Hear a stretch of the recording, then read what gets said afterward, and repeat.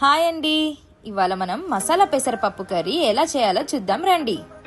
ముందుగా మనకు కావాల్సిన పదార్థాలు: అరగంట పాటు నానబెట్టుకున్న ఒక గ్లాసు పెసరపప్పు,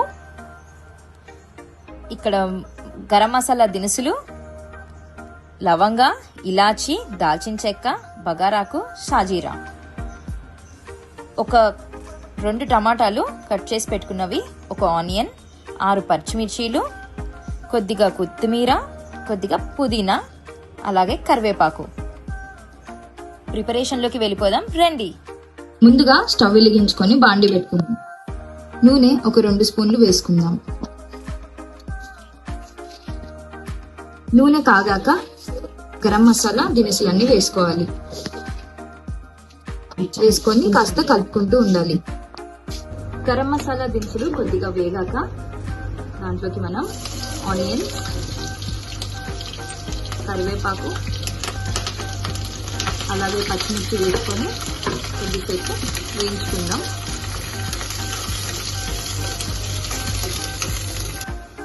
కొద్దిగా పసుపు,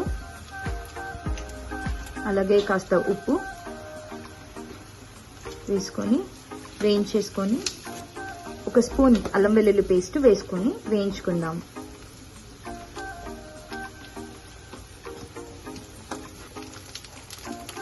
బాగా వేయించుకున్నాక నెక్స్ట్ మనం టమాటాలు వేసుకుందాం.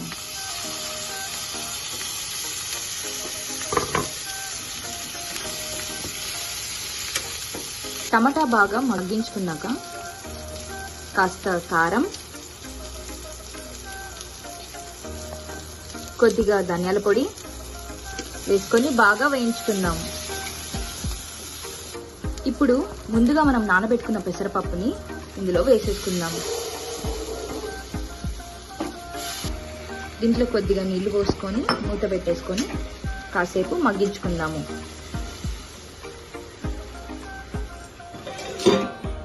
తర్వాతకి కొద్దిగా పుదీనా,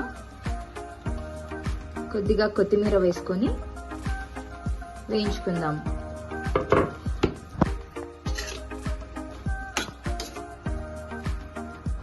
చూసారా, green yellow super combination colour.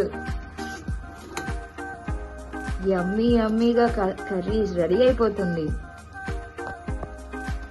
పుదీనా కొత్తిమీర వేసుకొని మనం మగ్గించుకున్నాక ఒక 2 మినిట్స్ దీన్ని సర్వింగ్ బౌల్లోకి తీసేసుకుందాం. సర్వింగ్ బౌల్లోకి మనం మసాలా పెసరపప్పు కర్రీ వేసుకున్నాక వేడి చపాతీలతో తినేద్దాం రండి. Like, share and subscribe to Vara vlog.